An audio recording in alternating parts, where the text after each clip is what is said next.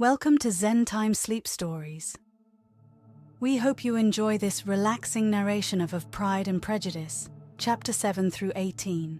Please like and subscribe for more Zen Time stories. Mr. Bennet's property consisted almost entirely in an estate of £2,000 a year, which unfortunately for his daughters was entailed in default of heirs male on a distant relation, and their mother's fortune, though ample for her situation in life, could but ill supply the deficiency of his. Her father had been an attorney in Meryton and had left her £4,000. She had a sister married to a Mr. Phillips, who had been a clerk to their father and succeeded him in the business, and a brother settled in London in a respectable line of trade. The village of Longbourn was only 1 mile from Meryton, a most convenient distance for the young ladies, who were usually tempted thither 3 or 4 times a week to pay their duty to their aunt and to a milliner's shop just over the way. The 2 youngest of the family, Catherine and Lydia, were particularly frequent in these attentions. Their minds were more vacant than their sisters', and when nothing better offered, a walk to Meryton was necessary to amuse their morning hours and furnish conversation for the evening, and however bare of news the country in general might be, they always contrived to learn some from their aunt. At present, indeed, they were well supplied both with news and happiness by the recent arrival of a militia regiment in the neighbourhood. It was to remain the whole winter, and Meryton was the headquarters. Their visits to Mrs. Phillips were now productive of the most interesting intelligence. Every day added something to their knowledge of the officers' names and connections. Their lodgings were not long a secret, and at length they began to know the officers themselves. Mr. Phillips visited them all, and this opened to his nieces a source of felicity unknown before.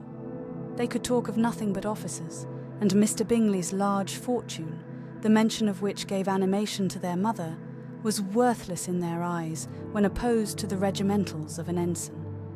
After listening one morning to their effusions on this subject, Mr. Bennet coolly observed, "From all that I can collect by your manner of talking, you must be 2 of the silliest girls in the country. I have suspected it some time, but I am now convinced." Catherine was disconcerted and made no answer, but Lydia, with perfect indifference, continued to express her admiration of Captain Carter and her hope of seeing him in the course of the day, as he was going the next morning to London. "I am astonished, my dear," said Mrs. Bennet, "that you should be so ready to think your own children silly. If I wish to think slightingly of anybody's children, it should not be of my own, however. If my children are silly, I must hope to be always sensible of it." "Yes, but as it happens, they are all of them very clever."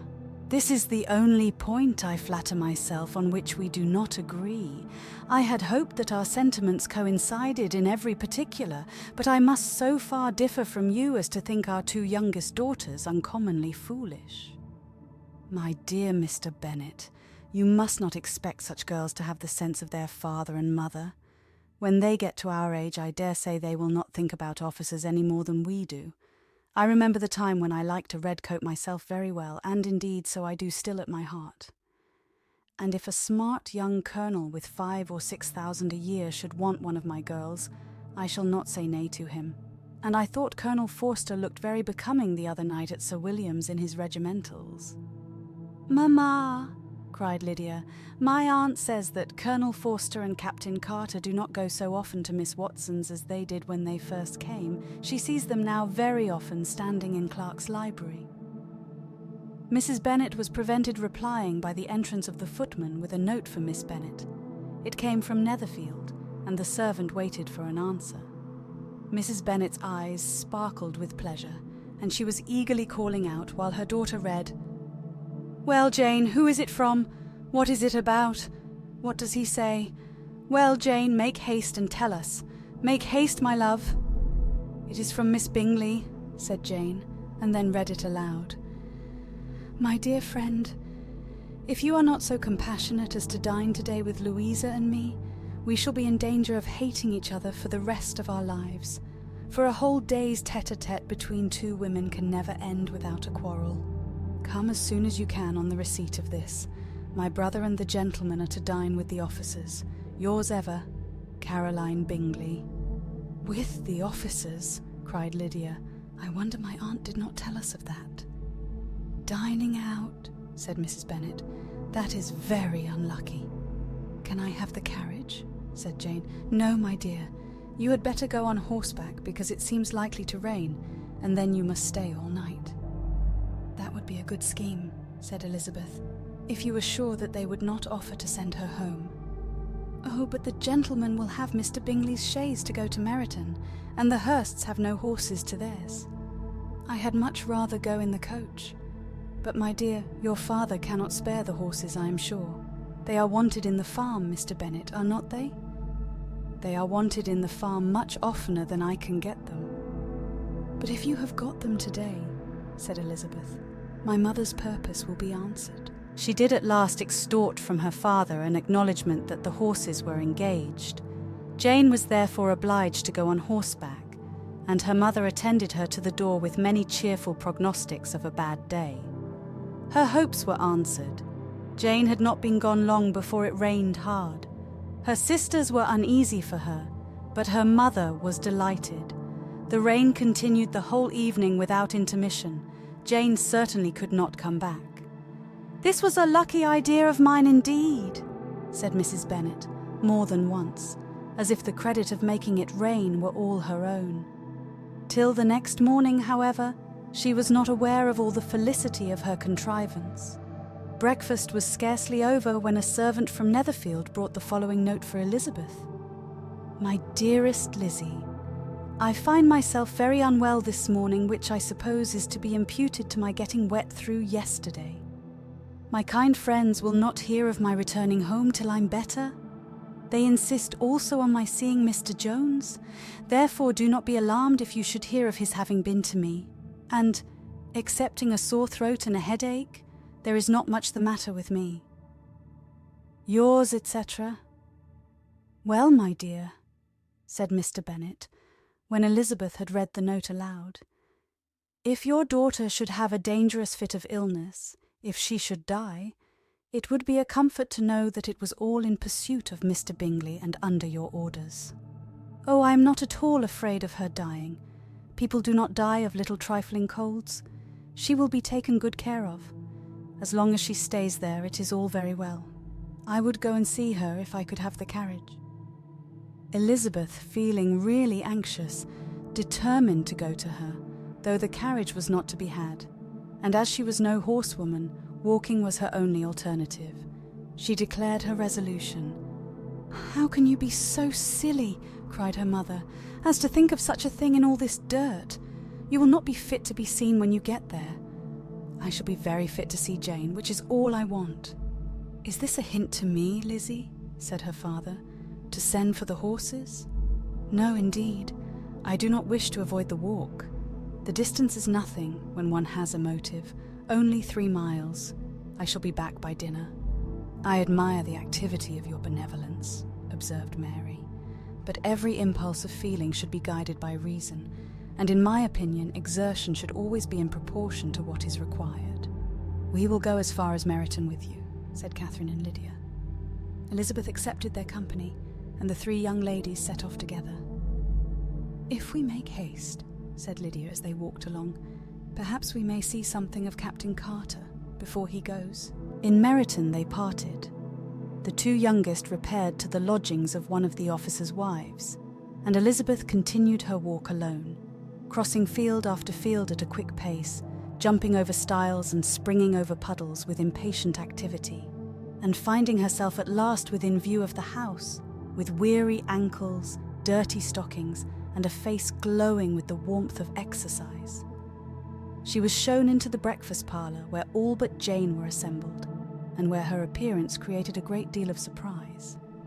That she should have walked 3 miles so early in the day in such dirty weather, and by herself, was almost incredible to Mrs. Hurst and Miss Bingley, and Elizabeth was convinced that they held her in contempt for it. She was received, however, very politely by them, and in their brother's manners there was something better than politeness. There was good humour and kindness. Mr. Darcy said very little, and Mr. Hurst nothing at all. The former was divided between admiration of the brilliancy which exercise had given to her complexion, and doubt as to the occasions justifying her coming so far alone. The latter was thinking only of his breakfast. Her inquiries after her sister were not very favourably answered. Miss Bennet had slept ill, and though up, was very feverish and not well enough to leave her room. Elizabeth was glad to be taken to her immediately, and Jane, who had only been withheld by the fear of giving alarm or inconvenience, from expressing in her note how much she longed for such a visit, was delighted at her entrance.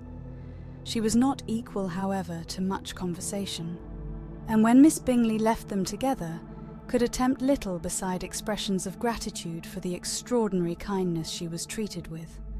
Elizabeth silently attended her. When breakfast was over, they were joined by the sisters, and Elizabeth began to like them herself when she saw how much affection and solicitude they showed for Jane. The apothecary came, and having examined his patient, said, as might be supposed, that she had caught a violent cold, and that they must endeavour to get the better of it, advised her to return to bed and promised her some draughts. The advice was followed readily, for the feverish symptoms increased, and her head ached acutely. Elizabeth did not quit her room for a moment, nor were the other ladies often absent. The gentlemen being out, they had in fact nothing to do elsewhere. When the clock struck 3, Elizabeth felt that she must go, and very unwillingly said so. Miss Bingley offered her the carriage, and she only wanted a little pressing to accept it, when Jane testified such concern at parting with her, that Miss Bingley was obliged to convert the offer of the chaise into an invitation to remain at Netherfield for the present. Elizabeth most thankfully consented, and a servant was dispatched to Longbourn to acquaint the family with her stay and bring back a supply of clothes. At 5 o'clock the two ladies retired to dress, and at 6:30 Elizabeth was summoned to dinner. To the civil inquiries which then poured in, and amongst which she had the pleasure of distinguishing the much superior solicitude of Mr. Bingley, she could not make a very favourable answer. Jane was by no means better. The sisters, on hearing this, repeated 3 or 4 times how much they were grieved, how shocking it was to have a bad cold, and how excessively they disliked being ill themselves, and then thought no more of the matter. And their indifference towards Jane, when not immediately before them, restored Elizabeth to the enjoyment of all her original dislike. Their brother, indeed, was the only one of the party whom she could regard with any complacency. His anxiety for Jane was evident, and his attentions to herself most pleasing, and they prevented her feeling herself so much an intruder as she believed she was considered by the others. She had very little notice from any but him. Miss Bingley was engrossed by Mr. Darcy, her sister scarcely less so, and as for Mr. Hurst, by whom Elizabeth sat, he was an indolent man, who lived only to eat, drink, and play at cards, who, when he found her prefer a plain dish to a ragout, had nothing to say to her. When dinner was over, she returned directly to Jane, and Miss Bingley began abusing her as soon as she was out of the room. Her manners were pronounced to be very bad indeed, a mixture of pride and impertinence. She had no conversation, no style, no taste, no beauty. Mrs. Hurst thought the same, and added, "She has nothing in short to recommend her but being an excellent walker. I shall never forget her appearance this morning. She really looked almost wild." "She did indeed, Louisa. I could hardly keep my countenance. Very nonsensical to come at all. Why must she be scampering about the country because her sister had a cold? Her hair so untidy, so blousy. Yes, and her petticoat. I hope you saw her petticoat 6 inches deep in mud, I am absolutely certain. And the gown which had been let down to hide it not doing its office." "Your picture may be very exact, Louisa," said Bingley, "but this was all lost upon me. I thought Miss Elizabeth Bennet looked remarkably well when she came into the room this morning. Her dirty petticoat quite escaped my notice." "You observed it, Mr. Darcy, I am sure," said Miss Bingley, "and I am inclined to think that you would not wish to see your sister make such an exhibition." "Certainly not. To walk 3 miles or 4 miles or 5 miles or whatever it is above her ankles in dirt and alone, quite alone. What could she mean by it? It seems to me to show an abominable sort of conceited independence, a most country town indifference to decorum. It shows an affection for her sister that is very pleasing, said Bingley. I am afraid, Mr. Darcy, observed Miss Bingley in a half-whisper, that this adventure has rather affected your admiration of her fine eyes. Not at all, he replied. They were brightened by the exercise. A short pause followed this speech, and Mrs. Hurst began again. I have an excessive regard for Jane Bennet. She is really a very sweet girl, and I wish with all my heart she were well settled. But with such a father and mother, and such low connections, I am afraid there is no chance of it. I think I have heard you say that their uncle is an attorney in Meryton? Yes, and they have another who lives somewhere near Cheapside. That is capital, added her sister, and they both laughed heartily. If they had uncles enough to fill all Cheapside, cried Bingley, it would not make them one jot less agreeable. But it must very materially lessen their chance of marrying men of any consideration in the world, replied Darcy. To this speech Bingley made no answer, but his sisters gave it their hearty assent, and indulged their mirth for some time at the expense of their dear friend's vulgar relations. With a renewal of tenderness, however, they repaired to her room on leaving the dining parlour, and sat with her till summoned to coffee. She was still very poorly, and Elizabeth would not quit her at all till late in the evening, when she had the comfort of seeing her asleep, and when it appeared to her rather right than pleasant that she should go downstairs herself. On entering the drawing-room she found the whole party at loo, and was immediately invited to join them, but suspecting them to be playing high she declined it, and, making her sister the excuse, said she would amuse herself, for the short time she could stay below, with a book. Mr. Hurst looked at her with astonishment. "Do you prefer reading to cards?" said he. "That is rather singular." "Miss Eliza Bennet," said Miss Bingley, "despises cards. She is a great reader, and has no pleasure in anything else." "I deserve neither such praise nor such censure," cried Elizabeth. "I am not a great reader, and I have pleasure in many things." "In nursing your sister I am sure you have pleasure," said Bingley, "and I hope it will soon be increased by seeing her quite well." Elizabeth thanked him from her heart, and then walked towards a table where a few books were lying. He immediately offered to fetch her others, all that his library afforded. "And I wish my collection were larger for your benefit and my own credit. But I am an idle fellow, and though I have not many, I have more than I ever looked into." Elizabeth assured him that she could suit herself perfectly with those in the room.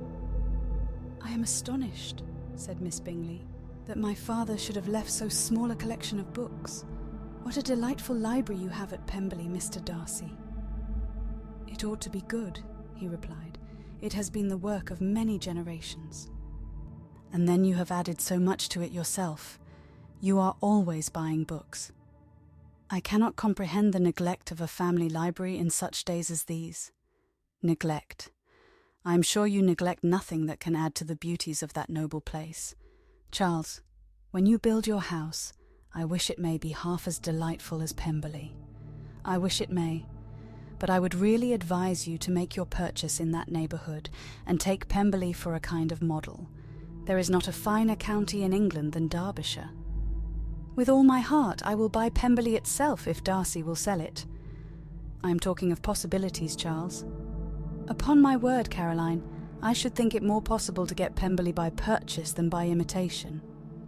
Elizabeth was so much caught by what passed as to leave her very little attention for her book, and soon laying it wholly aside, she drew near the card table and stationed herself between Mr. Bingley and his eldest sister to observe the game. "Is Miss Darcy much grown since the spring?" said Miss Bingley. "Will she be as tall as I am?" "I think she will. She is now about Miss Elizabeth Bennet's height, or rather taller."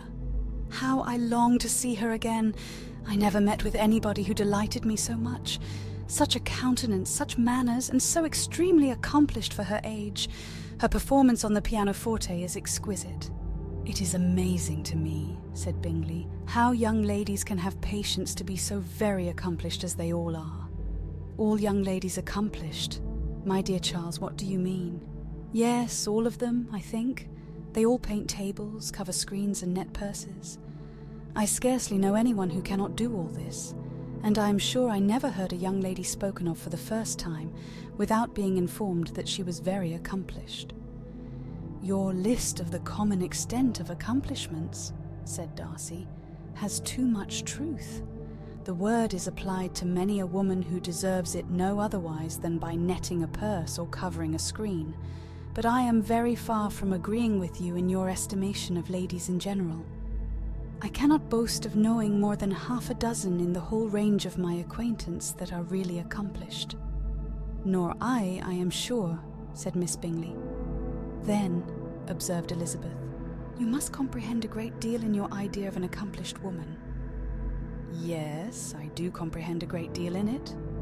"Oh, certainly," cried his faithful assistant. "No one can be really esteemed accomplished who does not greatly surpass what is usually met with. A woman must have a thorough knowledge of music, singing, drawing, dancing, and the modern languages to deserve the word. And besides all this, she must possess a certain something in her air and manner of walking, the tone of her voice, her address and expressions, or the word will be but half deserved." "All this she must possess," added Darcy, "and to all she must yet add something more substantial in the improvement of her mind by extensive reading. I am no longer surprised at your knowing only 6 accomplished women. I rather wonder now at your knowing any. Are you so severe upon your own sex as to doubt the possibility of all this? I never saw such a woman. I never saw such capacity and taste and application and elegance as you describe united." Mrs. Hurst and Miss Bingley both cried out against the injustice of her implied doubt, and were both protesting that they knew many women who answered this description, when Mr. Hurst called them to order, with bitter complaints of their inattention to what was going forward. As all conversation was thereby at an end, Elizabeth soon afterwards left the room. "Eliza Bennet," said Miss Bingley when the door was closed on her, "is one of those young ladies who seek to recommend themselves to the other sex by undervaluing their own, and with many men I dare say it succeeds. But in my opinion it is a paltry device, a very mean art." "Undoubtedly," replied Darcy, to whom this remark was chiefly addressed. "There is meanness in all the arts which ladies sometimes condescend to employ for captivation. Whatever bears affinity to cunning is despicable." Miss Bingley was not so entirely satisfied with this reply as to continue the subject. Elizabeth joined them again only to say that her sister was worse, and that she could not leave her. Bingley urged Mr. Jones's being sent for immediately, while his sisters, convinced that no country advice could be of any service, recommended an express to town for one of the most eminent physicians. This she would not hear of, but she was not so unwilling to comply with their brother's proposal, and it was settled that Mr. Jones should be sent for early in the morning, if Miss Bennet were not decidedly better. Bingley was quite uncomfortable. His sisters declared that they were miserable. They solaced their wretchedness, however, by duets after supper, while he could find no better relief to his feelings than by giving his housekeeper directions that every possible attention might be paid to the sick lady and her sister.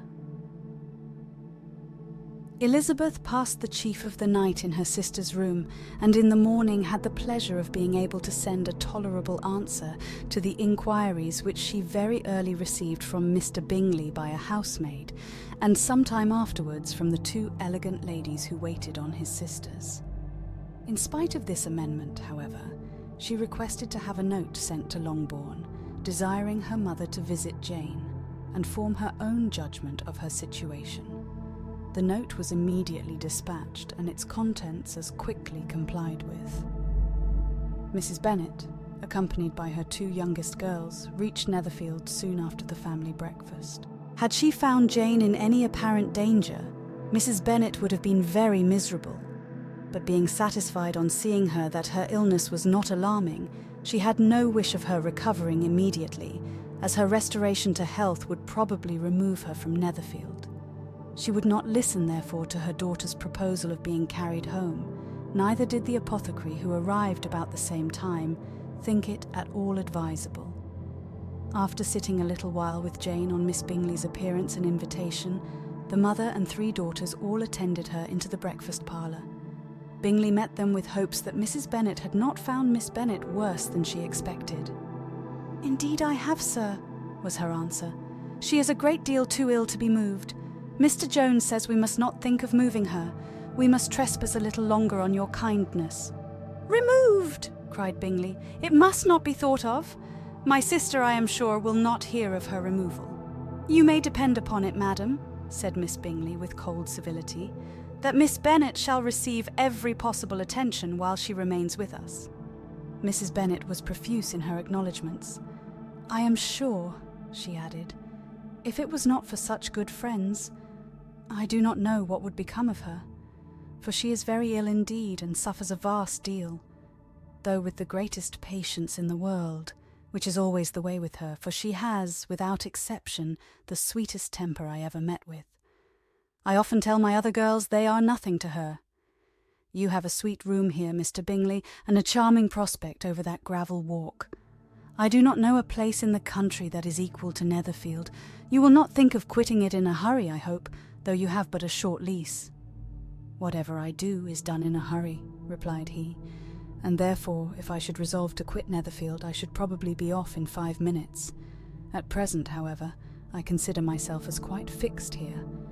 "That is exactly what I should have supposed of you," said Elizabeth. "You begin to comprehend me, do you?" cried he, turning towards her. "Oh yes, I understand you perfectly. I wish I might take this for a compliment, but to be so easily seen through, I am afraid, is pitiful. That is as it happens. It does not necessarily follow that a deep, intricate character is more or less estimable than such a one as yours." "Lizzie," cried her mother, "remember where you are, and do not run on in the wild manner that you are suffered to do at home." "I did not know before," continued Bingley immediately, "that you were a studier of character. It must be an amusing study." "Yes, but intricate characters are the most amusing. They have at least that advantage." "The country," said Darcy, "can in general supply but few subjects for such a study. In a country neighbourhood you move in a very confined and unvarying society. But people themselves alter so much that there is something new to be observed in them forever." "Yes, indeed," cried Mrs. Bennet, offended by his manner of mentioning a country neighbourhood. "I assure you there is quite as much of that going on in the country as in town." Everybody was surprised, and Darcy, after looking at her for a moment, turned silently away. Mrs. Bennet, who fancied she had gained a complete victory over him, continued her triumph. "I cannot see that London has any great advantage over the country for my part, except the shops and public places. The country is a vast deal pleasanter, is not it, Mr. Bingley?" "When I am in the country," he replied, "I never wish to leave it, and when I'm in town it is pretty much the same. They have each their advantages, and I can be equally happy in either." "Aye, that is because you have the right disposition, but that gentleman," looking at Darcy, "seemed to think the country was nothing at all." "Indeed, mamma, you are mistaken," said Elizabeth, blushing for her mother. "You quite mistook Mr. Darcy. He only meant that there was not such a variety of people to be met with in the country as in town, which you must acknowledge to be true." "Certainly, my dear, nobody said there were. But as to not meeting with many people in this neighbourhood, I believe there are few neighbourhoods larger. I know we dine with 24 families." Nothing but concern for Elizabeth could enable Bingley to keep his countenance. His sister was less delicate, and directed her eye towards Mr. Darcy with a very expressive smile. Elizabeth, for the sake of saying something that might turn her mother's thoughts, now asked her if Charlotte Lucas had been at Longbourn since her coming away. "Yes, she called yesterday with her father. What an agreeable man Sir William is, Mr. Bingley, is not he? So much the man of fashion, so genteel and so easy. He has always something to say to everybody. That is my idea of good breeding, and those persons who fancy themselves very important and never open their mouths quite mistake the matter. Did Charlotte dine with you? No, she would go home. I fancy she was wanted about the mince pies. For my part, Mr. Bingley, I always keep servants that can do their own work. My daughters are brought up differently. But everybody is to judge for themselves, and the Lucases are a very good sort of girls, I assure you. It is a pity they are not handsome. Not that I think Charlotte so very plain, but then she is our particular friend. She seems a very pleasant young woman, said Bingley. Oh dear, yes, but you must own she is very plain. Lady Lucas herself has often said so, and envied me Jane's beauty. I do not like to boast of my own child, but to be sure, Jane, one does not often see anybody better looking. It is what everybody says. I do not trust my own partiality. When she was only 15, there was a gentleman at my brother Gardiner's in town so much in love with her that my sister-in-law was sure he would make her an offer before we came away. But however, he did not. Perhaps he thought her too young. However, he wrote some verses on her, and very pretty they were. And so ended his affection, said Elizabeth impatiently. There has been many a one, I fancy, overcome in the same way. I wonder who first discovered the efficacy of poetry in driving away love. I have been used to consider poetry as the food of love, said Darcy. Of a fine, stout, healthy love it may. Everything nourishes what is strong already. But if it be only a slight, thin sort of inclination, I am convinced that one good sonnet will starve it entirely away. Darcy only smiled, and the general pause which ensued made Elizabeth tremble lest her mother should be exposing herself again. She longed to speak, but could think of nothing to say, and after a short silence, Mrs. Bennet began repeating her thanks to Mr. Bingley for his kindness to Jane, with an apology for troubling him also with Lizzie. Mr. Bingley was unaffectedly civil in his answer, and forced his younger sister to be civil also, and say what the occasion required. She performed her part indeed without much graciousness, but Mrs. Bennet was satisfied, and soon afterwards ordered her carriage. Upon this signal, the youngest of her daughters put herself forward. The two girls had been whispering to each other during the whole visit, and the result of it was that the youngest should tax Mr. Bingley with having promised on his first coming into the country to give a ball at Netherfield. Lydia was a stout, well-grown girl of 15, with a fine complexion and good-humoured countenance, a favourite with her mother, whose affection had brought her into public at an early age. She had high animal spirits and a sort of natural self-consequence, which the attentions of the officers, to whom her uncle's good dinners and her own easy manners recommended her, had increased into assurance. She was very equal, therefore, to address Mr. Bingley on the subject of the ball, and abruptly reminded him of his promise, adding that it would be the most shameful thing in the world if he did not keep it. His answer to this sudden attack was delightful to her mother's ear. I am perfectly ready, I assure you, to keep my engagement, and when your sister is recovered, you shall, if you please, name the very day of the ball. But you would not wish to be dancing while she is ill? Lydia declared herself satisfied. Oh yes, it would be much better to wait till Jane was well, and by that time most likely Captain Carter would be at Meryton again. And when you have given your ball, she added, I shall insist on their giving one also. I shall tell Colonel Forster it will be quite a shame if he does not. Mrs. Bennet and her daughters then departed, and Elizabeth returned instantly to Jane, leaving her own and her relations' behaviour to the remarks of the two ladies and Mr. Darcy, the latter of whom, however, could not be prevailed on to join in their censure of her, in spite of all Miss Bingley's witticisms on fine eyes. The day passed much as the day before had done. Mrs. Hurst and Miss Bingley had spent some hours of the morning with the invalid, who continued, though slowly, to mend, and in the evening Elizabeth joined their party in the drawing-room. The loo table, however, did not appear. Mr. Darcy was writing, and Miss Bingley, seated near him, was watching the progress of his letter, and repeatedly calling off his attention by messages to his sister. Mr. Hurst and Mr. Bingley were at piquet, and Mrs. Hurst was observing their game. Elizabeth took up some needlework, and was sufficiently amused in attending to what passed between Darcy and his companion. The perpetual commendations of the lady either on his handwriting, or on the evenness of his lines, or on the length of his letter, with the perfect unconcern with which her praises were received, formed a curious dialogue, and was exactly in unison with her opinion of each.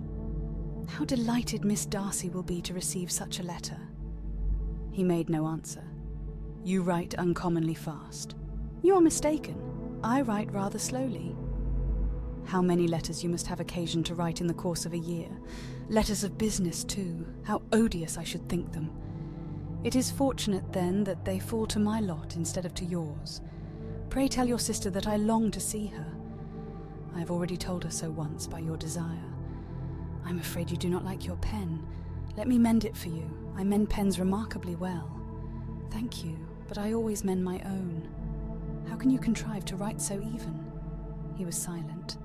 "Tell your sister I am delighted to hear of her improvement on the harp, and pray let her know that I am quite in raptures with her beautiful little design for a table, and I think it infinitely superior to Miss Grantley's. Will you give me leave to defer your raptures till I write again? At present I have not room to do them justice." "Oh, it is of no consequence. I shall see her in January. But do you always write such charming long letters to her, Mr. Darcy?" "They are generally long, but whether always charming it is not for me to determine. It is a rule with me that a person who can write a long letter with ease cannot write ill."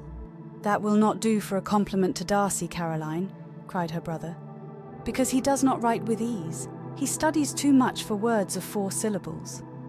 Do not you, Darcy? My style of writing is very different from yours." "Oh," cried Miss Bingley, "Charles writes in the most careless way imaginable. He leaves out half his words and blots the rest. My ideas flow so rapidly that I have not time to express them, by which means my letters sometimes convey no ideas at all to my correspondents."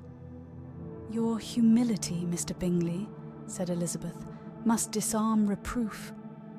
"Nothing is more deceitful," said Darcy, "than the appearance of humility. It is often only carelessness of opinion, and sometimes an indirect boast." "And which of the two do you call my little recent piece of modesty?" "The indirect boast, for you are really proud of your defects in writing, because you consider them as proceeding from a rapidity of thought and carelessness of execution, which, if not estimable, you think at least highly interesting. The power of doing anything with quickness is always much prized by the possessor, and often without any attention to the imperfection of the performance. When you told Mrs. Bennet this morning that if you ever resolved on quitting Netherfield you should be gone in 5 minutes, you meant it to be a sort of panegyric, of compliment to yourself. And yet, what is there so very laudable in a precipitance which must leave very necessary business undone, and can be of no real advantage to yourself or anyone else?" "Nay," cried Bingley, "this is too much to remember at night all the foolish things that were said in the morning. And yet, upon my honour, I believed what I said of myself to be true, and I believe it at this moment. At least, therefore, I did not assume the character of needless precipitance merely to show off before the ladies. I dare say you believed it, but I am by no means convinced that you would be gone with such celerity. Your conduct would be quite as dependent on chance as that of any man I know. And if, as you were mounting your horse, a friend were to say, 'Bingley, you had better stay till next week,' you would probably do it. You would probably not go, and at another word might stay a month." "You have only proved by this," cried Elizabeth, "that Mr. Bingley did not do justice to his own disposition. You have shown him off now much more than he did himself." "I am exceedingly gratified," said Bingley, "by your converting what my friend says into a compliment on the sweetness of my temper. But I am afraid you are giving it a turn which that gentleman did by no means intend, for he would certainly think the better of me if under such a circumstance I were to give a flat denial and ride off as fast as I could. Would Mr. Darcy then consider the rashness of your original intention as atoned for by your obstinacy in adhering to it? Upon my word, I cannot exactly explain the matter. Darcy must speak for himself." "You expect me to account for opinions which you choose to call mine, but which I have never acknowledged. Allowing the case, however, to stand according to your representation, you must remember, Miss Bennet, that the friend who is supposed to desire his return to the house and the delay of his plan has merely desired it, asked it without offering one argument in favour of its propriety. To yield readily, easily to the persuasion of a friend is no merit with you. To yield without conviction is no compliment to the understanding of either. You appear to me, Mr. Darcy, to allow nothing for the influence of friendship and affection. A regard for the requester would often make one readily yield to a request, without waiting for arguments to reason one into it. I'm not particularly speaking of such a case as you have supposed about Mr. Bingley. We may as well wait perhaps till the circumstance occurs, before we discuss the discretion of his behaviour thereupon. But in general and ordinary cases between friend and friend, where one of them is desired by the other to change a resolution of no very great moment, should you think ill of that person for complying with the desire without waiting to be argued into it, will it not be advisable, before we proceed on this subject, to arrange with rather more precision the degree of importance which is to appertain to this request, as well as the degree of intimacy subsisting between the parties? "By all means," cried Bingley. "Let us hear all the particulars, not forgetting their comparative height and size, for that will have more weight in the argument, Miss Bennet, than you may be aware of. I assure you that if Darcy were not such a great tall fellow, in comparison with myself, I should not pay him half so much deference. I declare I do not know a more awful object than Darcy on particular occasions, and in particular places, at his own house especially, and of a Sunday evening when he has nothing to do." Mr. Darcy smiled, but Elizabeth thought she could perceive that he was rather offended, and therefore checked her laugh. Miss Bingley warmly resented the indignity he had received in an expostulation with her brother for talking such nonsense. "I see your design, Bingley," said his friend. "You dislike an argument and want to silence this." "Perhaps I do. Arguments are too much like disputes. If you and Miss Bennet will defer yours till I am out of the room, I shall be very thankful, and then you may say whatever you like of me." "What you ask," said Elizabeth, "is no sacrifice on my side, and Mr. Darcy had much better finish his letter." Mr. Darcy took her advice and did finish his letter. When that business was over, he applied to Miss Bingley and Elizabeth for the indulgence of some music. Miss Bingley moved with alacrity to the pianoforte, and after a polite request that Elizabeth would lead the way, which the other as politely and more earnestly negatived, she seated herself. Mrs. Hurst sang with her sister, and while they were thus employed, Elizabeth could not help observing, as she turned over some music books that lay on the instrument, how frequently Mr. Darcy's eyes were fixed on her. She hardly knew how to suppose that she could be an object of admiration to so great a man, and yet that he should look at her because he disliked her was still more strange. She could only imagine, however, at last, that she drew his notice because there was something about her more wrong and reprehensible, according to his ideas of right, than in any other person present. The supposition did not pain her. She liked him too little to care for his approbation. After playing some Italian songs, Miss Bingley varied the charm by a lively Scotch air, and soon afterwards Mr. Darcy, drawing near Elizabeth, said to her, "Do you not feel a great inclination, Miss Bennet, to seize such an opportunity of dancing a reel?" She smiled, but made no answer. He repeated the question with some surprise at her silence. "Oh," said she, "I heard you before, but I could not immediately determine what to say in reply. You wanted me, I know, to say yes, that you might have the pleasure of despising my taste, but I always delight in overthrowing those kind of schemes and cheating a person of their premeditated contempt. I have therefore made up my mind to tell you that I do not want to dance a reel at all, and now despise me if you dare." Indeed, I do not dare. Elizabeth, having rather expected to affront him, was amazed at his gallantry, but there was a mixture of sweetness and archness in her manner which made it difficult for her to affront anybody, and Darcy had never been so bewitched by any woman as he was by her. He really believed that, Were it not for the inferiority of her connections, he should be in some danger. Miss Bingley saw or suspected enough to be jealous, and her great anxiety for the recovery of her dear friend Jane received some assistance from her desire of getting rid of Elizabeth. She often tried to provoke Darcy into disliking her guest by talking of their supposed marriage and planning his happiness in such an alliance. "I hope," said she, as they were walking together in the shrubbery the next day, "you will give your mother-in-law a few hints when this desirable event takes place as to the advantage of holding her tongue, and if you can compass it, to cure the younger girls of running after the officers, and if I may mention so delicate a subject, endeavour to check that little something, bordering on conceit and impertinence, which your lady possesses. Have you anything else to propose for my domestic felicity? Oh, yes. Do let the portraits of your uncle and Aunt Phillips be placed in the gallery at Pemberley. Put them next to your great-uncle the judge. They are in the same profession, you know, only in different lines. As for your Elizabeth's picture, you must not attempt to have it taken, for what painter could do justice to those beautiful eyes? It would not be easy indeed to catch their expression, but their colour and shape, and the eyelashes, so remarkably fine, might be copied. At that moment, they were met from another walk by Mrs. Hurst and Elizabeth herself. "I did not know that you intended to walk," said Miss Bingley in some confusion, lest they had been overheard. "You used us abominably ill," answered Mrs. Hurst, "running away without telling us that you were coming out."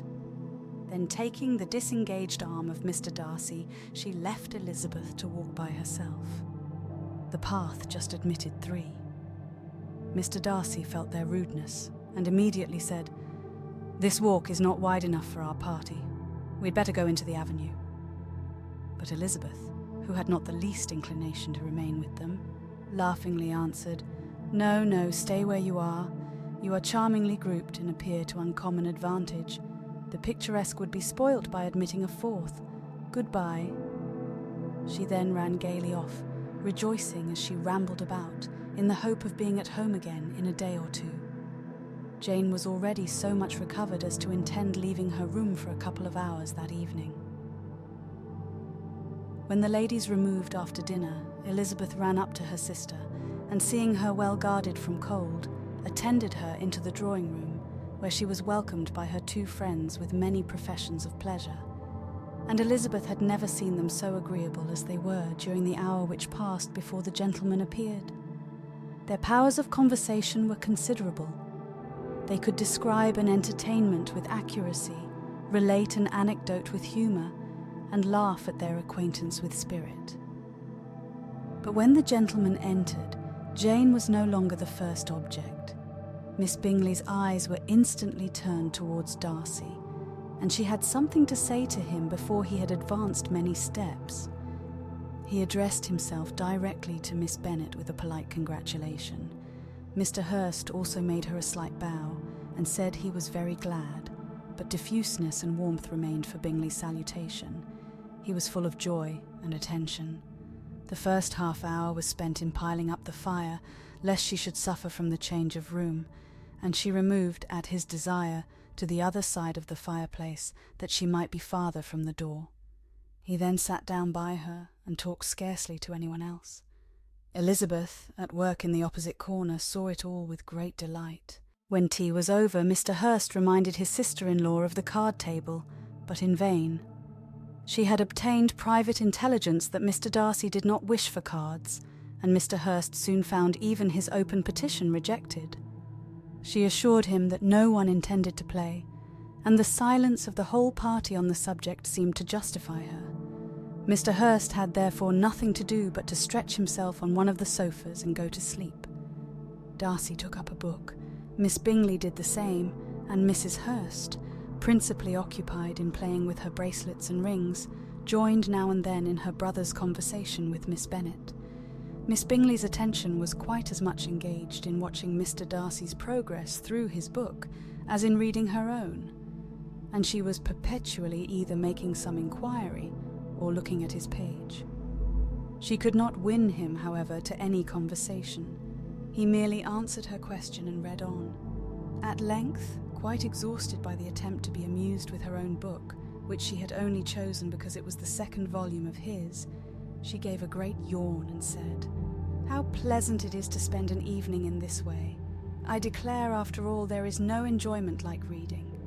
How much sooner one tires of anything than of a book. When I have a house of my own, I shall be miserable if I have not an excellent library." No one made any reply.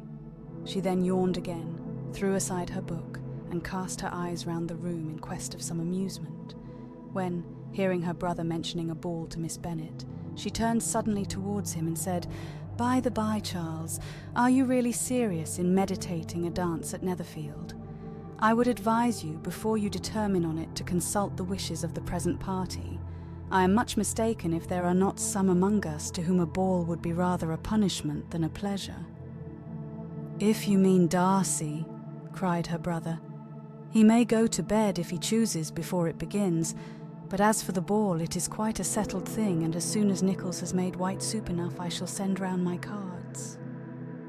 "I should like balls infinitely better," she replied, "if they were carried on in a different manner, but there is something insufferably tedious in the usual process of such a meeting. It would surely be much more rational if conversation instead of dancing made the order of the day." "Much more rational, my dear Caroline, I dare say, but it would not be near so much like a ball." Miss Bingley made no answer, and soon afterwards got up and walked about the room. Her figure was elegant and she walked well, but Darcy, at whom it was all aimed, was still inflexibly studious. In the desperation of her feelings, she resolved on one effort more, and turning to Elizabeth said, "Miss Eliza Bennet, let me persuade you to follow my example and take a turn about the room. I assure you it is very refreshing after sitting so long in one attitude." Elizabeth was surprised, but agreed to it immediately. Miss Bingley succeeded no less in the real object of her civility. Mr. Darcy looked up. He was as much awake to the novelty of attention in that quarter as Elizabeth herself could be, and unconsciously closed his book. He was directly invited to join their party, but he declined it, observing that he could imagine but two motives for their choosing to walk up and down the room together, with either of which motives his joining them would interfere. What could he mean? She was dying to know what could be his meaning, and asked Elizabeth whether she could at all understand him. "Not at all," was her answer. "But, depend upon it, he means to be severe on us, and our surest way of disappointing him will be to ask nothing about it." Miss Bingley, however, was incapable of disappointing Mr. Darcy in anything, and persevered therefore in requiring an explanation of his two motives. "I have not the smallest objection to explaining them," said he, as soon as she allowed him to speak.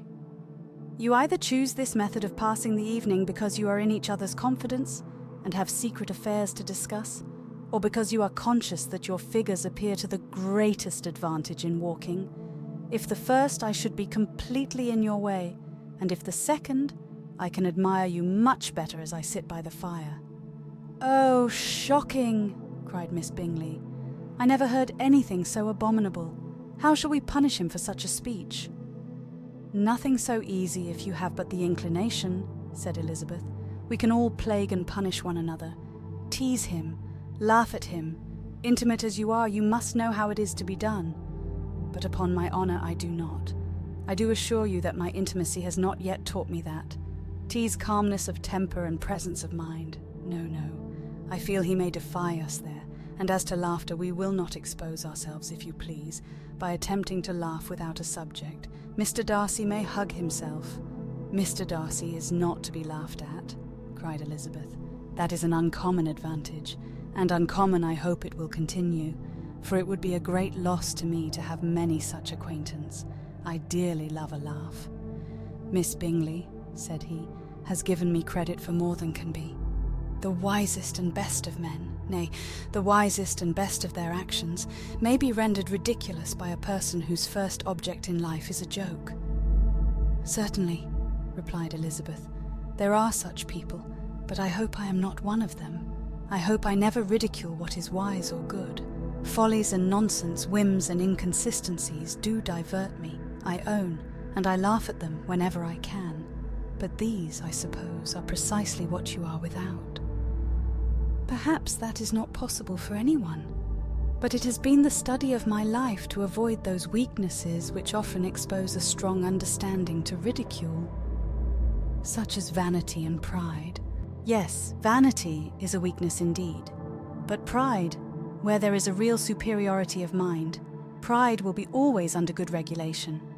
Elizabeth turned away to hide a smile. "Your examination of Mr. Darcy is over, I presume," said Miss Bingley. "And pray, what is the result?" "I am perfectly convinced by it that Mr. Darcy has no defect. He owns it himself without disguise." "No," said Darcy, "I have made no such pretension. I have faults enough, but they are not, I hope, of understanding. My temper I dare not vouch for. It is, I believe, too little yielding, certainly too little for the convenience of the world. I cannot forget the follies and vices of others so soon as I ought, nor their offences against myself. My feelings are not puffed about with every attempt to move them. My temper would perhaps be called resentful. My good opinion once lost is lost forever." "That is a failing indeed," cried Elizabeth. "Implacable resentment is a shade in a character. But you have chosen your fault well. I really cannot laugh at it. You are safe from me. There is, I believe, in every disposition a tendency to some particular evil, a natural defect, which not even the best education can overcome. And your defect is a propensity to hate everybody, and yours," he replied with a smile, "is wilfully to misunderstand them." "Do let us have a little music," cried Miss Bingley, tired of a conversation in which she had no share. "Louisa, you will not mind my waking Mr. Hurst?" Her sister made not the smallest objection, and the pianoforte was opened, and Darcy, after a few moments' recollection, was not sorry for it. He began to feel the danger of paying Elizabeth too much attention. In consequence of an agreement between the sisters, Elizabeth wrote the next morning to her mother to beg that the carriage might be sent for them in the course of the day, but Mrs. Bennet, who had calculated on her daughters remaining at Netherfield till the following Tuesday, which would exactly finish Jane's week, could not bring herself to receive them with pleasure before. Her answer, therefore, was not propitious, at least not to Elizabeth's wishes, for she was impatient to get home. Mrs. Bennet sent them word that they could not possibly have the carriage before Tuesday, and in her postscript it was added that if Mr. Bingley and his sister pressed them to stay longer, she could spare them very well. Against staying longer, however, Elizabeth was positively resolved, nor did she much expect it would be asked, and fearful, on the contrary, of being considered as intruding themselves needlessly long, she urged Jane to borrow Mr. Bingley's carriage immediately, and at length it was settled that their original design of leaving Netherfield that morning should be mentioned and the request made. The communication excited many professions of concern, and enough was said of wishing them to stay at least till the following day to work on Jane, and till the morrow their going was deferred. Miss Bingley was then sorry that she had proposed the delay, for her jealousy and dislike of one sister much exceeded her affection for the other. The master of the house heard with real sorrow that they were to go so soon, and repeatedly tried to persuade Miss Bennet that it would not be safe for her, that she was not enough recovered. But Jane was firm where she felt herself to be right. To Mr. Darcy it was welcome intelligence. Elizabeth had been at Netherfield long enough. She attracted him more than he liked, and Miss Bingley was uncivil to her, and more teasing than usual to himself. He wisely resolved to be particularly careful that no sign of admiration should now escape him, nothing that could elevate her with the hope of influencing his felicity, sensible that, if such an idea had been suggested, his behaviour during the last day must have material weight in confirming or crushing it. Steady to his purpose, he scarcely spoke 10 words to her through the whole of Saturday, and though they were at one time left by themselves for half an hour, he adhered most conscientiously to his book and would not even look at her. On Sunday, after morning service, the separation, so agreeable to almost all, took place. Miss Bingley's civility to Elizabeth increased at last very rapidly, as well as her affection for Jane, and when they parted, after assuring the latter of the pleasure it would always give her to see her either at Longbourn or Netherfield, and embracing her most tenderly, she even shook hands with the former. Elizabeth took leave of the whole party in the liveliest spirits. They were not welcomed home very cordially by their mother. Mrs. Bennet wondered at their coming and thought them very wrong to give so much trouble, and was sure Jane would have caught cold again. But their father, though very laconic in his expressions of pleasure, was really glad to see them. He had felt their importance in the family circle. The evening conversation, when they were all assembled, had lost much of its animation and almost all its sense by the absence of Jane and Elizabeth. They found Mary, as usual, deep in the study of thorough base and human nature, and had some new extracts to admire and some new observations of threadbare morality to listen to. Catherine and Lydia had information for them of a different sort. Much had been done, and much had been said in the regiment since the preceding Wednesday. Several of the officers had dined lately with their uncle. A private had been flogged, and it had actually been hinted that Colonel Forster was going to be married. "I hope, my dear," said Mr. Bennet to his wife as they were at breakfast the next morning, "that you have ordered a good dinner today, because I have reason to expect an addition to our family party." "Who do you mean, my dear? I know of nobody that is coming, I am sure, unless Charlotte Lucas should happen to call in, and I hope my dinners are good enough for her. I do not believe she often sees such at home." "The person of whom I speak is a gentleman and a stranger." Mrs. Bennet's eyes sparkled. "A gentleman and a stranger. It is Mr. Bingley, I am sure. Why, Jane, you never dropped a word of this, you sly thing. Well, I'm sure I shall be extremely glad to see Mr. Bingley. But, good Lord, how unlucky. There is not a bit of fish to be got today. Lydia, my love, ring the bell. I must speak to Hill this moment." "It is not Mr. Bingley," said her husband. "It is a person whom I never saw in the whole course of my life." This roused a general astonishment, and he had the pleasure of being eagerly questioned by his wife and 5 daughters at once. After amusing himself some time with their curiosity, he thus explained: "About a month ago I received this letter, and about a fortnight ago I answered it, for I thought it a case of some delicacy and requiring early attention. It is from my cousin Mr. Collins, who, when I am dead, may turn you all out of this house as soon as he pleases." "Oh, my dear," cried his wife, "I cannot bear to hear that mentioned. Pray do not talk of that odious man. I do think it is the hardest thing in the world, that your estate should be entailed away from your own children, and I am sure if I had been you, I should have tried long ago to do something or other about it." Jane and Elizabeth attempted to explain to her the nature of an entail. They had often attempted it before, but it was a subject on which Mrs. Bennet was beyond the reach of reason, and she continued to rail bitterly against the cruelty of settling an estate away from a family of 5 daughters in favour of a man whom nobody cared anything about. "It certainly is a most iniquitous affair," said Mr. Bennet, "and nothing can clear Mr. Collins from the guilt of inheriting Longbourn. But if you will listen to his letter, you may perhaps be a little softened by his manner of expressing himself." "No, that I am sure I shall not, and I think it was very impertinent of him to write to you at all, and very hypocritical. I hate such false friends. Why could not he keep on quarrelling with you as his father did before him? Why, indeed, he does seem to have had some filial scruples on that head, as you will hear." Hunsford, near Westerham, Kent, the 15th of October. "Dear Sir, the disagreement subsisting between yourself and my late honoured father always gave me much uneasiness, and, since I have had the misfortune to lose him, I have frequently wished to heal the breach, but for some time I was kept back by my own doubts, fearing lest it might seem disrespectful to his memory for me to be on good terms with anyone with whom it had always pleased him to be at variance. There, Mrs. Bennet.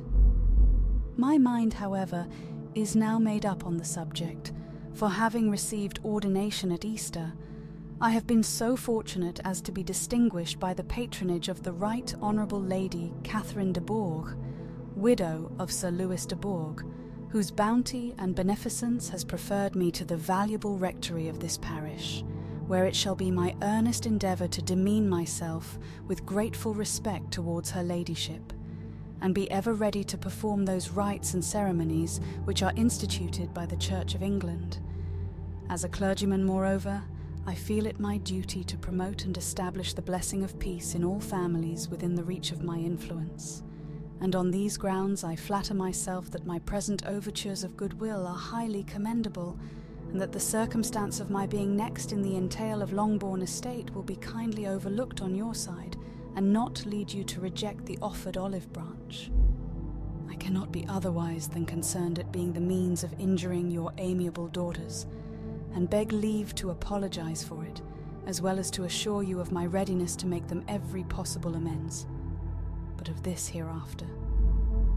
If you should have no objection to receive me into your house, I propose myself the satisfaction of waiting on you and your family, Monday, November 18th, by 4 o'clock, and shall probably trespass on your hospitality till the Saturday se'night following, which I can do without any inconvenience, as Lady Catherine is far from objecting to my occasional absence on a Sunday, provided that some other clergyman is engaged to do the duty of the day. I remain, dear sir, with respectful compliments to your lady and daughters, your well-wisher and friend, William Collins. At 4 o'clock, therefore, we may expect this peacemaking gentleman, said Mr. Bennet as he folded up the letter. He seems to be a most conscientious and polite young man, upon my word, and I doubt not will prove a valuable acquaintance, especially if Lady Catherine should be so indulgent as to let him come to us again. There is some sense in what he says about the girls, however, and if he is disposed to make them any amends, I shall not be the person to discourage him. Though it is difficult, said Jane, to guess in what way he can mean to make us the atonement he thinks our due, the wish is certainly to his credit.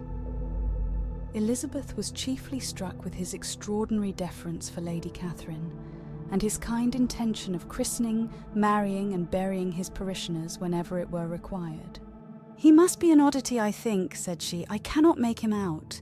There is something very pompous in his style, and what can he mean by apologizing for being next in the entail? We cannot suppose he would help it if he could. Can he be a sensible man, sir? No, my dear, I think not. I have great hopes of finding him quite the reverse. There is a mixture of servility and self-importance in his letter which promises well. I am impatient to see him. In point of composition, said Mary, his letter does not seem defective. The idea of the olive branch perhaps is not wholly new, yet I think it is well expressed. To Catherine and Lydia, neither the letter nor its writer were in any degree interesting. It was next to impossible that their cousin should come in a scarlet coat, and it was now some weeks since they had received pleasure from the society of a man in any other colour. As for their mother, Mr. Collins's letter had done away much of her ill will, and she was preparing to see him with a degree of composure which astonished her husband and daughters. Mr. Collins was punctual to his time and was received with great politeness by the whole family. Mr. Bennet indeed said little, but the ladies were ready enough to talk, and Mr. Collins seemed neither in need of encouragement nor inclined to be silent himself. He was a tall, heavy-looking young man of 25. His air was grave and stately, and his manners were very formal. He had not been long seated before he complimented Mrs. Bennet on having so fine a family of daughters, said he had heard much of their beauty, but that, in this instance, fame had fallen short of the truth, and added that he did not doubt her seeing them all in due time well disposed of in marriage. This gallantry was not much to the taste of some of his hearers, but Mrs. Bennet, who quarrelled with no compliments, answered most readily, "You are very kind, sir, I'm sure, and I wish with all my heart it may prove so, for else they will be destitute enough. Things are settled so oddly." "You allude, perhaps, to the entail of this estate." "Ah, sir, I do indeed. It is a grievous affair to my poor girls, you must confess. Not that I mean to find fault with you, for such things I know are all chance in this world. There is no knowing how estates will go when once they come to be entailed. I am very sensible, madam, of the hardship to my fair cousins, and could say much on the subject, but that I am cautious of appearing forward and precipitate. But I can assure the young ladies that I come prepared to admire them. At present I will not say more, but perhaps when we are better acquainted." He was interrupted by a summons to dinner, and the girls smiled on each other. They were not the only objects of Mr. Collins's admiration. The hall, the dining room, and all its furniture were examined and praised, and his commendation of everything would have touched Mrs. Bennet's heart, but for the mortifying supposition of his viewing it all as his own future property. The dinner, too, in its turn was highly admired, and he begged to know to which of his fair cousins the excellence of its cookery was owing. But here he was set right by Mrs. Bennet, who assured him with some asperity that they were very well able to keep a good cook, and that her daughters had nothing to do in the kitchen. He begged pardon for having displeased her. In a softened tone she declared herself not at all offended, but he continued to apologize for about a quarter of an hour.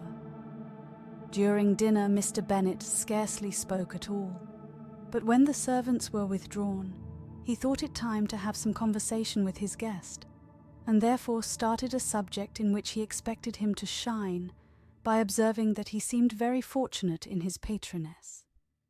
Lady Catherine de Bourgh's attention to his wishes and consideration for his comfort appeared very remarkable.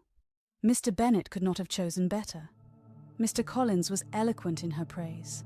The subject elevated him to more than usual solemnity of manner, and with a most important aspect he protested that he had never in his life witnessed such behaviour in a person of rank, such affability and condescension as he had himself experienced from Lady Catherine. She had been graciously pleased to approve of both the discourses which he had already had the honour of preaching before her.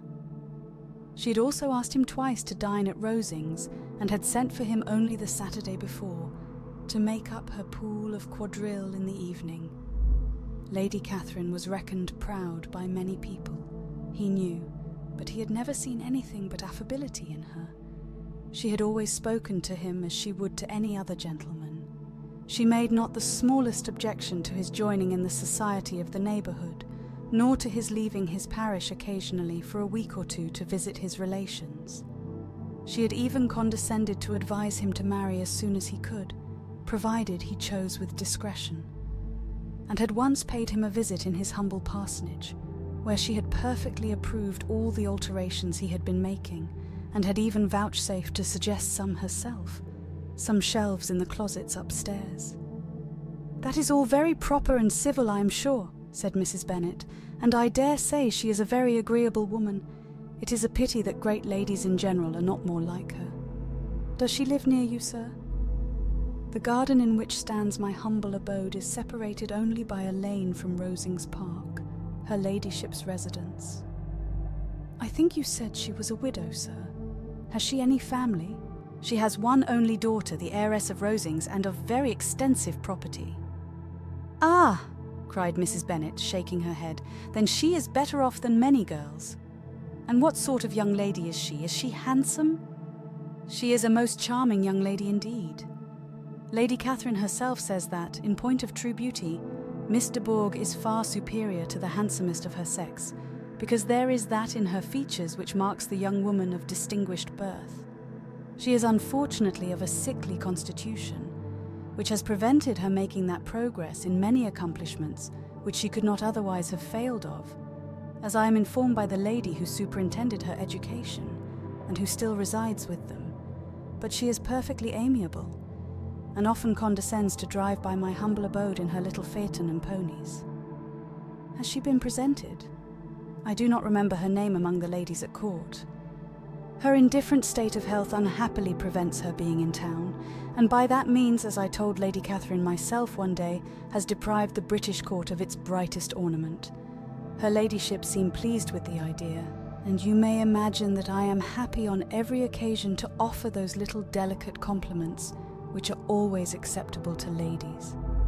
I have more than once observed to Lady Catherine that her charming daughter seemed born to be a duchess, and that the most elevated rank, instead of giving her consequence, would be adorned by her.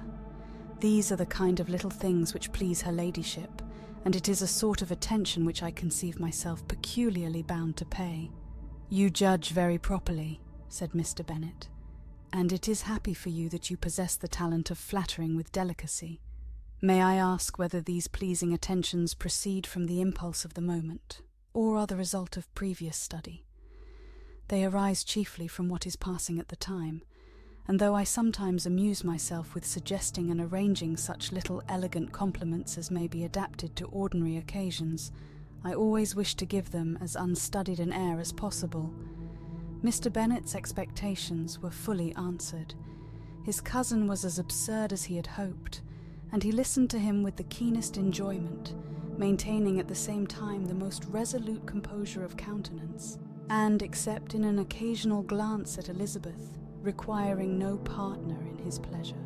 By tea-time, however, the dose had been enough, and Mr. Bennet was glad to take his guest into the drawing-room again, and when tea was over, glad to invite him to read aloud to the ladies.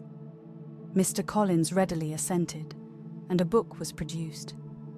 But on beholding it, for everything announced it to be from a circulating library, he started back, and, begging pardon, protested that he never read novels. Kitty stared at him, and Lydia exclaimed. Other books were produced, and after some deliberation he chose Fordyce's Sermons. Lydia gaped as he opened the volume, and before he had, with very monotonous solemnity, read 3 pages, she interrupted him with, "Do you know, Mamma, that my Uncle Phillips talks of turning away Richard? And if he does, Colonel Forster will hire him. My aunt told me so herself on Saturday. I shall walk to Meryton tomorrow to hear more about it, and to ask when Mr. Denny comes back from town." Lydia was bid by her 2 eldest sisters to hold her tongue, but Mr. Collins, much offended, laid aside his book and said, "I have often observed how little young ladies are interested by books of a serious stamp, though written solely for their benefit. It amazes me, I confess, for certainly there can be nothing so advantageous to them as instruction. But I will no longer importune my young cousin." Then, turning to Mr. Bennet, he offered himself as his antagonist at backgammon. Mr. Bennet accepted the challenge, observing that he acted very wisely in leaving the girls to their own trifling amusements. Mrs. Bennet and her daughters apologized most civilly for Lydia's interruption, and promised that it should not occur again if he would resume his book. But Mr. Collins, after assuring them that he bore his young cousin no ill will, and should never resent her behaviour as any affront, seated himself at another table with Mr. Bennet, and prepared for backgammon. Mr. Collins was not a sensible man, and the deficiency of nature had been but little assisted by education or society, the greatest part of his life having been spent under the guidance of an illiterate and miserly father, and though he belonged to one of the universities, he had merely kept the necessary terms without forming at it any useful acquaintance. The subjection in which his father had brought him up had given him originally great humility of manner, but it was now a good deal counteracted by the self-conceit of a weak head, living in retirement, and the consequential feelings of early and unexpected prosperity. A fortunate chance had recommended him to Lady Catherine de Bourgh when the living of Hunsford was vacant, and the respect which he felt for her high rank, and his veneration for her as his patroness, mingling with a very good opinion of himself, of his authority as a clergyman, and his right as a rector, made him altogether a mixture of pride and obsequiousness, self-importance and humility. Having now a good house and a very sufficient income, he intended to marry, and in seeking a reconciliation with the Longbourn family, he had a wife in view, as he meant to choose one of the daughters, if he found them as handsome and amiable as they were represented by common report. This was his plan of amends, of atonement, for inheriting their father's estate, and he thought it an excellent one, full of eligibility and suitableness, and excessively generous and disinterested on his own part. His plan did not vary on seeing them. Miss Bennet's lovely face confirmed his views and established all his strictest notions of what was due to seniority, and for the first evening she was his settled choice. The next morning, however, made an alteration, for in a quarter of an hour's tête-à-tête with Mrs. Bennet before breakfast, a conversation beginning with his parsonage house, and leading naturally to the avowal of his hopes, that a mistress for it might be found at Longbourn, produced from her, amid very complacent smiles and general encouragement, a caution against the very Jane he had fixed on. As to her younger daughters, she could not take upon her to say, she could not positively answer, but she did not know of any prepossession. Her eldest daughter, she must just mention, she felt it incumbent on her to hint, was likely to be very soon engaged. Mr. Collins had only to change from Jane to Elizabeth, and it was soon done while Mrs. Bennet was stirring the fire. Elizabeth, equally next to Jane in birth and beauty, succeeded her, of course. Mrs. Bennet treasured up the hint and trusted that she might soon have 2 daughters married, and the man whom she could not bear to speak of the day before was now high in her good graces. Lydia's intention of walking to Meryton was not forgotten. Every sister except Mary agreed to go with her, and Mr. Collins was to attend them at the request of Mr. Bennet, who was most anxious to get rid of him and have his library to himself, for thither Mr. Collins had followed him after breakfast, and there he would continue, nominally engaged with one of the largest folios in the collection, but really talking to Mr. Bennet, with little cessation, of his house and garden at Hunsford. Such doings discomposed Mr. Bennet exceedingly. In his library he had been always sure of leisure and tranquillity, and though prepared, as he told Elizabeth, to meet with folly and conceit in every other room in the house, he was used to be free from them there. His civility, therefore, was most prompt in inviting Mr. Collins to join his daughters in their walk, and Mr. Collins, being in fact much better fitted for a walker than a reader, was extremely well pleased to close his large book and go. In pompous nothings on his side, and civil assents on that of his cousins, their time passed till they entered Meryton. The attention of the younger ones was then no longer to be gained by him. Their eyes were immediately wandering up the street in quest of the officers, and nothing less than a very smart bonnet indeed, or a really new muslin in a shop window, could recall them. But the attention of every lady was soon caught by a young man, whom they had never seen before, of most gentlemanlike appearance, walking with an officer on the other side of the way. The officer was the very Mr. Denny concerning whose return from London Lydia came to inquire, and he bowed as they passed. All were struck with the stranger's air, all wondered who he could be, and Kitty and Lydia, determined if possible to find out, led the way across the street, under pretence of wanting something in an opposite shop, and fortunately had just gained the pavement, when the 2 gentlemen, turning back, had reached the same spot. Mr. Denny addressed them directly, and entreated permission to introduce his friend, Mr. Wickham, who had returned with him the day before from town, and he was happy to say had accepted a commission in their corps. This was exactly as it should be, for the young man wanted only regimentals to make him completely charming. His appearance was greatly in his favour. He had all the best parts of beauty, a fine countenance, a good figure, and very pleasing address. The introduction was followed up on his side by a happy readiness of conversation, a readiness at the same time perfectly correct and unassuming, and the whole party were still standing and talking together very agreeably, when the sound of horses drew their notice, and Darcy and Bingley were seen riding down the street.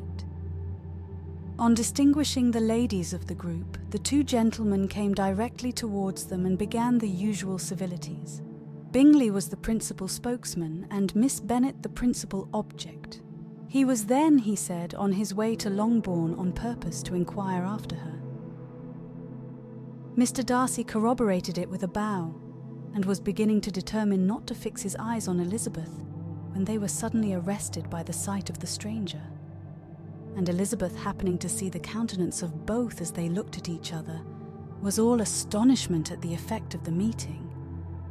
Both changed colour, one looked white, the other red. Mr. Wickham, after a few moments, touched his hat, a salutation which Mr. Darcy just deigned to return. What could be the meaning of it? It was impossible to imagine. It was impossible not to long to know. In another minute, Mr. Bingley, but without seeming to have noticed what passed, took leave and rode on with his friend. Mr. Denny and Mr. Wickham walked with the young ladies to the door of Mr. Phillips's house, and then made their bows, in spite of Miss Lydia's pressing entreaties that they would come in, and even in spite of Mrs. Phillips's throwing up the parlour window and loudly seconding the invitation. Mrs. Phillips was always glad to see her nieces, and the two eldest, from their recent absence, were particularly welcome, and she was eagerly expressing her surprise at their sudden return home, which, as their own carriage had not fetched them, she should have known nothing about if she had not happened to see Mr. Jones's shopboy in the street, who had told her that they were not to send any more drafts to Netherfield, because the Miss Bennets were come away when her civility was claimed towards Mr. Collins by Jane's introduction of him. She received him with her very best politeness, which he returned with as much more, apologizing for his intrusion, without any previous acquaintance with her, which he could not help flattering himself, however, might be justified by his relationship to the young ladies who introduced him to her notice. Mrs. Phillips was quite awed by such an excess of good breeding, but her contemplation of one stranger was soon put an end to by exclamations and inquiries about the other, of whom, however, she could only tell her nieces what they already knew, that Mr. Denny had brought him from London, and that he was to have a lieutenant's commission in the shire. She had been watching him the last hour, she said, as he walked up and down the street, and had Mr. Wickham appeared, Kitty and Lydia would certainly have continued the occupation. But unluckily no one passed the windows now, except a few of the officers, who, in comparison with the stranger, were become stupid, disagreeable fellows. Some of them were to dine with the Phillipses the next day, and their aunt promised to make her husband call on Mr. Wickham and give him an invitation also if the family from Longbourn would come in the evening. This was agreed to, and Mrs. Phillips protested that they would have a nice, comfortable, noisy game of lottery tickets and a little bit of hot supper afterwards. The prospect of such delights was very cheering, and they parted in mutual good spirits. Mr. Collins repeated his apologies in quitting the room, and was assured with unwearying civility that they were perfectly needless. As they walked home, Elizabeth related to Jane what she had seen pass between the two gentlemen, but though Jane would have defended either or both, had they appeared to be wrong, she could no more explain such behaviour than her sister. Mr. Collins, on his return, highly gratified Mrs. Bennet by admiring Mrs. Phillips's manners and politeness. He protested that, except Lady Catherine and her daughter, he had never seen a more elegant woman, for she had not only received him with the utmost civility, but had even pointedly included him in her invitation for the next evening, although utterly unknown to her before. Something, he supposed, might be attributed to his connection with them, but yet he had never met with so much attention in the whole course of his life.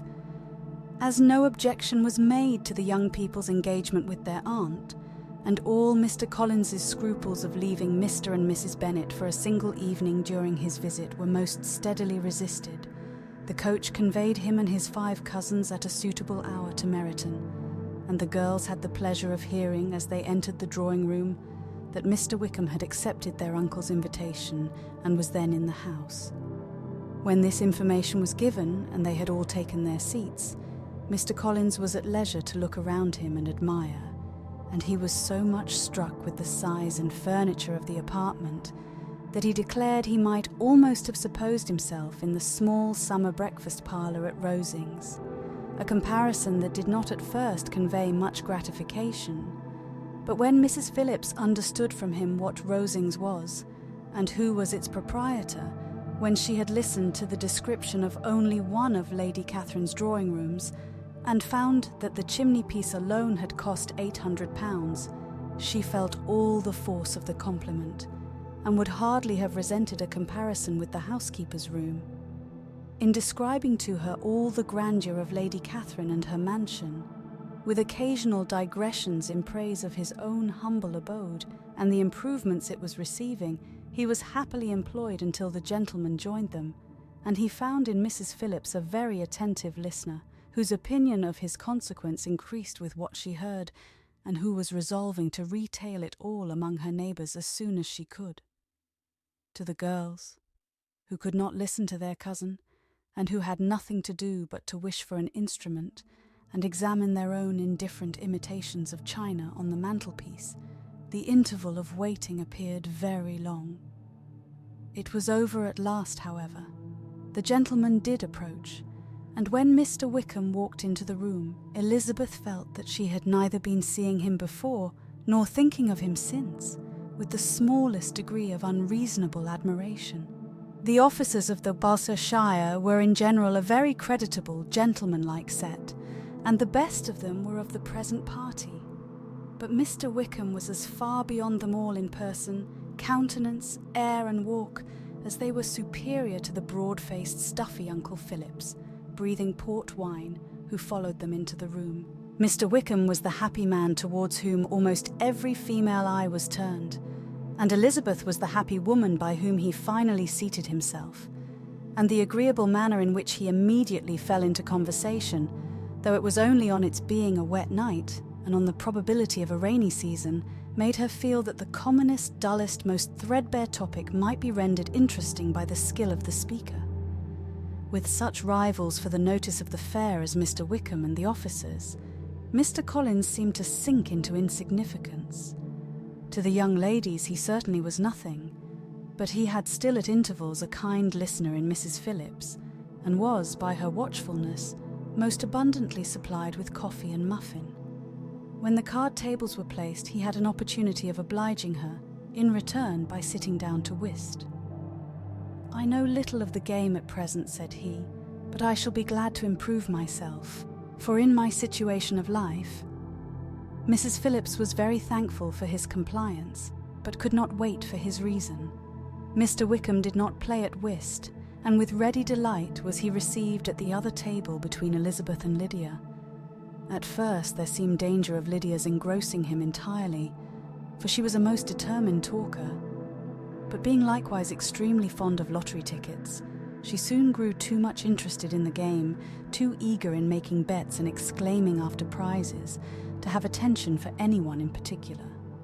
Allowing for the common demands of the game, Mr. Wickham was therefore at leisure to talk to Elizabeth, and she was very willing to hear him, though what she chiefly wished to hear she could not hope to be told, the history of his acquaintance with Mr. Darcy. She dared not even mention that gentleman. Her curiosity, however, was unexpectedly relieved. Mr. Wickham began the subject himself. He inquired how far Netherfield was from Meryton, and after receiving her answer, asked in a hesitating manner how long Mr. Darcy had been staying there. "About a month," said Elizabeth, and then, unwilling to let the subject drop, added, "He is a man of very large property in Derbyshire, I understand." "Yes," replied Wickham. "His estate there is a noble one, a clear 10,000 per annum. You could not have met with a person more capable of giving you certain information on that head than myself, for I have been connected with his family in a particular manner from my infancy." Elizabeth could not but look surprised. "You may well be surprised, Miss Bennet, at such an assertion, after seeing, as you probably might, the very cold manner of our meeting yesterday. Are you much acquainted with Mr. Darcy?" "As much as I ever wished to be," cried Elizabeth warmly. "I have spent 4 days in the same house with him, and I think him very disagreeable." "I have no right to give my opinion," said Wickham, "as to his being agreeable or otherwise. I am not qualified to form one. I have known him too long and too well to be a fair judge. It is impossible for me to be impartial, but I believe your opinion of him would in general astonish, and perhaps you would not express it quite so strongly anywhere else. Here you are in your own family. Upon my word, I say no more here than I might say in any house in the neighbourhood, except Netherfield. He is not at all liked in Hertfordshire. Everybody is disgusted with his pride. You will not find him more favourably spoken of by anyone." "I cannot pretend to be sorry," said Wickham, after a short interruption, that he or that any man should not be estimated beyond their deserts, but with him I believe it does not often happen. The world is blinded by his fortune and consequence, or frightened by his high and imposing manners, and sees him only as he chooses to be seen. I should take him even on my slight acquaintance to be an ill-tempered man. Wickham only shook his head. I wonder, said he at the next opportunity of speaking, whether he is likely to be in this country much longer.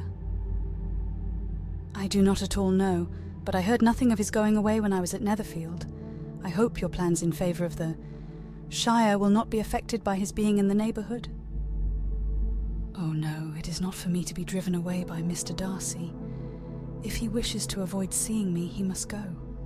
We are not on friendly terms, and it always gives me pain to meet him, but I have no reason for avoiding him, but what I might proclaim to all the world, a sense of very great ill-usage and most painful regrets at his being what he is.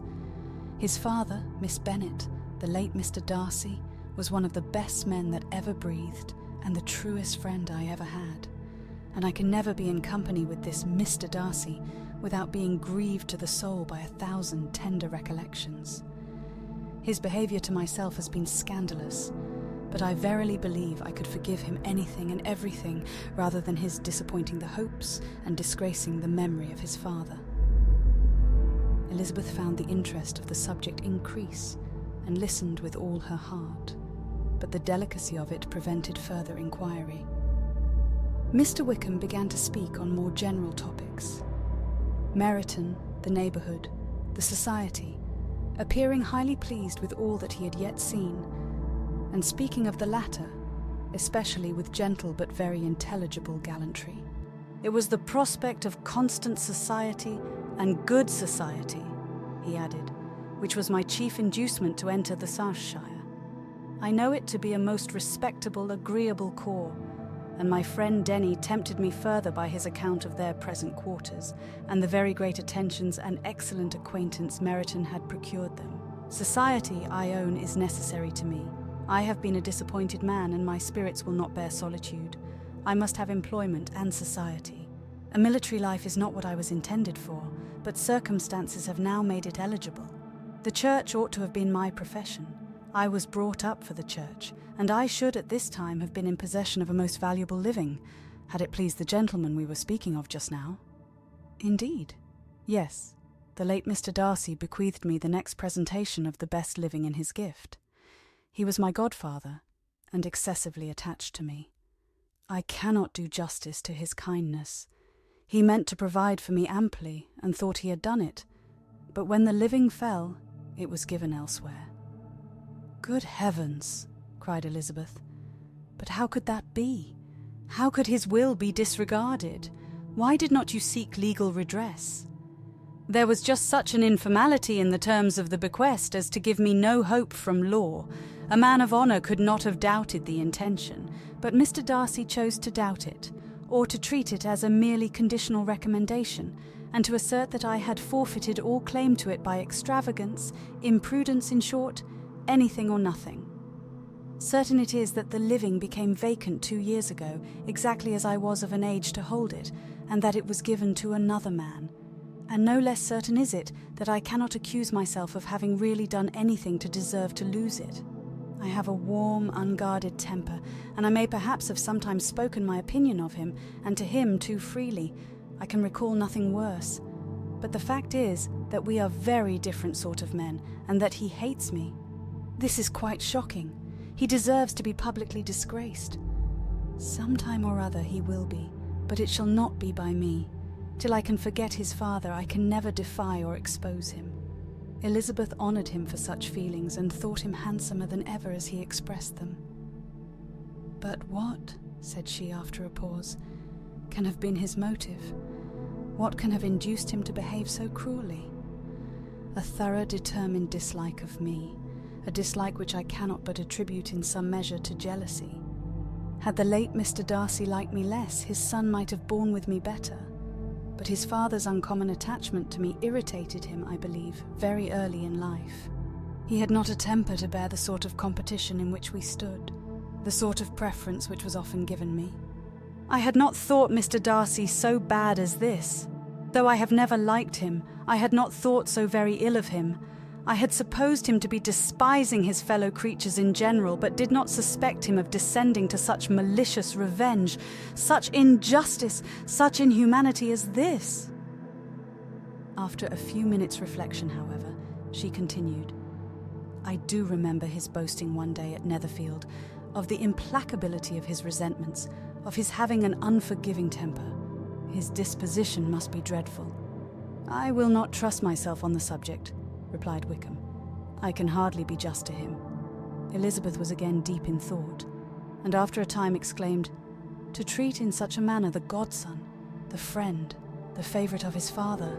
She could have added, "A young man too like you, whose very countenance may vouch for your being amiable."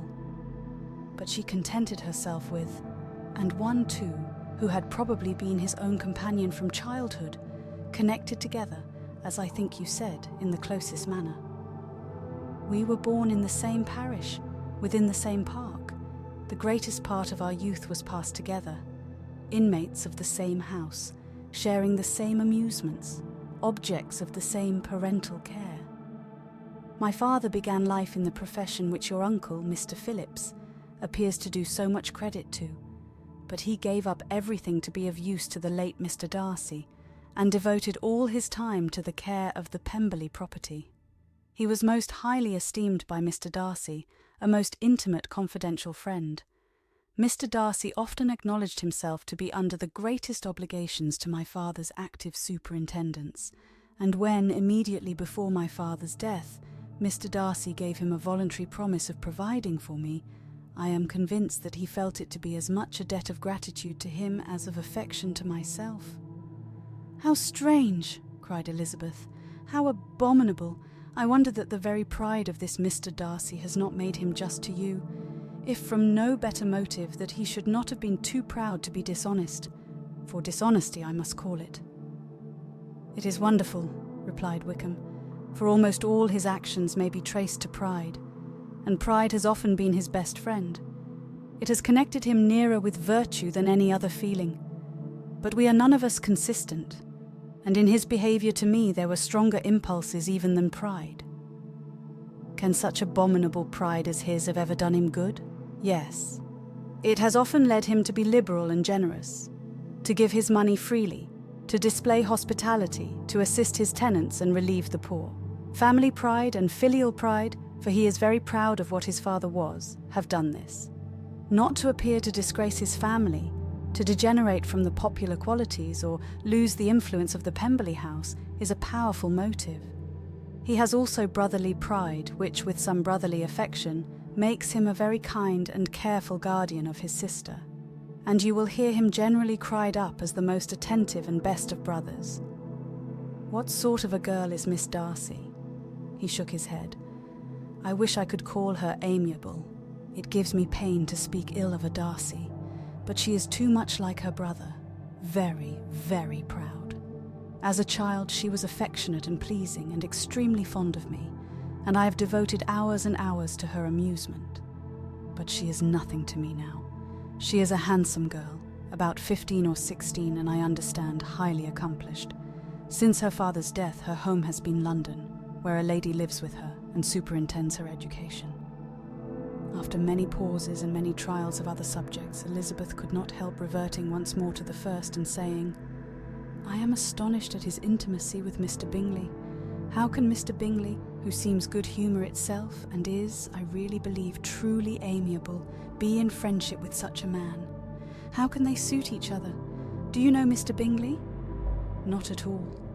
He is a sweet-tempered, amiable, charming man. He cannot know what Mr. Darcy is." "Probably not. But Mr. Darcy can please where he chooses. He does not want abilities.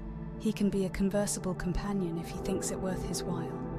Among those who are at all his equals in consequence, he is a very different man from what he is to the less prosperous. His pride never deserts him, but with the rich he is liberal-minded, just, sincere, rational, honourable, and perhaps agreeable, allowing something for fortune and figure." The whist party soon afterwards breaking up, the players gathered round the other table, and Mr. Collins took his station between his cousin Elizabeth and Mrs. Phillips. The usual inquiries as to his success were made by the latter. It had not been very great. He had lost every point.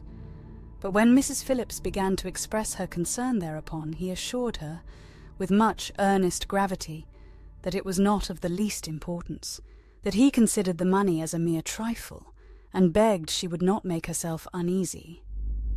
"I know very well, madam," said he, "that when persons sit down to a card table they must take their chance of these things, and happily I am not in such circumstances as to make 5 shillings any object. There are undoubtedly many who could not say the same, but thanks to Lady Catherine de Bourgh, I am removed far beyond the necessity of regarding little matters." Mr. Wickham's attention was caught, and after observing Mr. Collins for a few moments, he asked Elizabeth in a low voice whether her relations were very intimately acquainted with the family of de Bourgh. "Lady Catherine de Bourgh," she replied, "has very lately given him a living. I hardly know how Mr. Collins was first introduced to her notice, but he certainly has not known her long." "You know, of course, that Lady Catherine de Bourgh and Lady Anne Darcy were sisters, consequently that she is aunt to the present Mr. Darcy." "No, indeed I did not. I knew nothing at all of Lady Catherine's connections. I never heard of her existence till the day before yesterday." "Her daughter, Miss de Bourgh, will have a very large fortune, and it is believed that she and her cousin will unite the 2 estates." This information made Elizabeth smile as she thought of poor Miss Bingley. Vain indeed must be all her attentions, vain and useless her affection for his sister and her praise of himself, if he were already self-destined to another. "Mr. Collins," said she, "speaks highly both of Lady Catherine and her daughter, but from some particulars that he has related of her ladyship, I suspect his gratitude misleads him, and that in spite of her being his patroness, she is an arrogant, conceited woman." "I believe her to be both in a great degree," replied Wickham. "I have not seen her for many years, but I very well remember that I never liked her, and that her manners were dictatorial and insolent. She has the reputation of being remarkably sensible and clever, but I rather believe she derives part of her abilities from her rank and fortune, part from her authoritative manner, and the rest from the pride of her nephew, who chooses that everyone connected with him should have an understanding of the first class." Elizabeth allowed that he had given a very rational account of it, and they continued talking together with mutual satisfaction till supper put an end to cards, and gave the rest of the ladies their share of Mr. Wickham's attentions. There could be no conversation in the noise of Mrs. Phillips's supper party, but his manners recommended him to everybody. Whatever he said was said well, and whatever he did done gracefully. Elizabeth went away with her head full of him. She could think of nothing but of Mr. Wickham, and of what he had told her all the way home. But there was not time for her even to mention his name as they went, for neither Lydia nor Mr. Collins were once silent. Lydia talked incessantly of lottery tickets, of the fish she had lost and the fish she had won, and Mr. Collins, in describing the civility of Mr. and Mrs. Phillips, protesting that he did not in the least regard his losses at whist, enumerating all the dishes at supper, and repeatedly fearing that he crowded his cousins, had more to say than he could well manage before the carriage stopped at Longbourn House. Elizabeth related to Jane the next day what had passed between Mr. Wickham and herself. Jane listened with astonishment and concern. She knew not how to believe that Mr. Darcy could be so unworthy of Mr. Bingley's regard, and yet it was not in her nature to question the veracity of a young man of such amiable appearance as Wickham. The possibility of his having really endured such unkindness was enough to interest all her tender feelings, and nothing therefore remained to be done but to think well of them both, to defend the conduct of each, and throw into the account of accident or mistake whatever could not be otherwise explained. "They have both," said she, "been deceived, I dare say, in some way or other of which we can form no idea. Interested people have perhaps misrepresented each to the other. It is, in short, impossible for us to conjecture the causes or circumstances which may have alienated them without actual blame on either side." Very true indeed. And now, my dear Jane, what have you got to say in behalf of the interested people who have probably been concerned in the business? Do clear them too, or we shall be obliged to think ill of somebody. Laugh as much as you choose, but you will not laugh me out of my opinion. My dearest Lizzie, do but consider in what a disgraceful light it places Mr. Darcy to be treating his father's favourite in such a manner, one whom his father had promised to provide for. It is impossible. No man of common humanity, no man who had any value for his character could be capable of it. Can his most intimate friends be so excessively deceived in him? Oh no. I can much more easily believe Mr. Bingley's being imposed on than that Mr. Wickham should invent such a history of himself as he gave me last night. Names, facts, everything mentioned without ceremony. If it be not so, let Mr. Darcy contradict it. Besides, there was truth in his looks. It is difficult indeed, it is distressing. One does not know what to think. I beg your pardon, one knows exactly what to think. But Jane could think with certainty on only one point. That Mr. Bingley, if he had been imposed on, would have much to suffer when the affair became public. The two young ladies were summoned from the shrubbery, where this conversation passed, by the arrival of some of the very persons of whom they had been speaking. Mr. Bingley and his sisters came to give their personal invitation for the long-expected ball at Netherfield, which was fixed for the following Tuesday. The two ladies were delighted to see their dear friend again, called it an age since they had met, and repeatedly asked what she had been doing with herself since their separation. To the rest of the family they paid little attention, avoiding Mrs. Bennet as much as possible, saying not much to Elizabeth, and nothing at all to the others. They were soon gone again, rising from their seats with an activity which took their brother by surprise, and hurrying off as if eager to escape from Mrs. Bennet's civilities. The prospect of the Netherfield ball was extremely agreeable to every female of the family. Mrs. Bennet chose to consider it as given in compliment to her eldest daughter, and was particularly flattered by receiving the invitation from Mr. Bingley himself, instead of a ceremonious card. Jane pictured to herself a happy evening in the society of her two friends, and the attentions of their brother, and Elizabeth thought with pleasure of dancing a great deal with Mr. Wickham, and of seeing a confirmation of everything in Mr. Darcy's look and behaviour.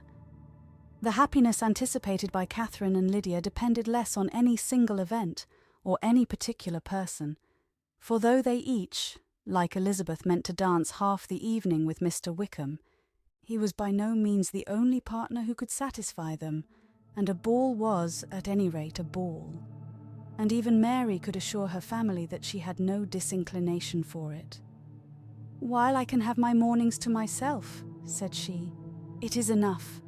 I think it is no sacrifice to join occasionally in evening engagements. Society has claims on us all, and I profess myself one of those who consider intervals of recreation and amusement as desirable for everybody." Elizabeth's spirits were so high on the occasion that though she did not often speak unnecessarily to Mr. Collins, she could not help asking him whether he intended to accept Mr. Bingley's invitation, and if he did, whether he would think it proper to join in the evening's amusement, and she was rather surprised to find that he entertained no scruple whatever on that head, and was very far from dreading a rebuke, either from the Archbishop or Lady Catherine de Bourgh, by venturing to dance. "I am by no means of opinion, I assure you," said he, "that a ball of this kind given by a young man of character to respectable people can have any evil tendency, and I am so far from objecting to dancing myself that I shall hope to be honoured with the hands of all my fair cousins in the course of the evening. And I take this opportunity of soliciting yours, Miss Elizabeth, for the two first dances especially, a preference which I trust my cousin Jane will attribute to the right cause, and not to any disrespect for her." Elizabeth felt herself completely taken in. She had fully proposed being engaged by Wickham for those very dances, and to have Mr. Collins instead. Her liveliness had been never worse timed. There was no help for it, however. Mr. Wickham's happiness and her own was perforce delayed a little longer, and Mr. Collins's proposal accepted with as good a grace as she could. she was not the better pleased with his gallantry, from the idea it suggested of something more. It now first struck her that she was selected from among her sisters as worthy of being the mistress of Hunsford Parsonage, and of assisting to form a quadrille table at Rosings in the absence of more eligible visitors. The idea soon reached to conviction, as she observed his increasing civilities towards herself, and heard his frequent attempt at a compliment on her wit and vivacity, and though more astonished than gratified herself by this effect of her charms, it was not long before her mother gave her to understand that the probability of their marriage was exceedingly agreeable to her. Elizabeth, however, did not choose to take the hint, being well aware that a serious dispute must be the consequence of any reply. Mr. Collins might never make the offer. Until he did, it was useless to quarrel about him. If there had not been a Netherfield ball to prepare for and talk of, the younger Miss Bennets would have been in a pitiable state at this time. For from the day of the invitation to the day of the ball, there was such a succession of rain as prevented their walking to Meryton once. No aunt, no officers, no news could be sought after. The very shoe roses for Netherfield were got by proxy. Even Elizabeth might have found some trial of her patience in weather which totally suspended the improvement of her acquaintance with Mr. Wickham, and nothing less than a dance on Tuesday could have made such a Friday, Saturday, Sunday and Monday endurable to Kitty and Lydia.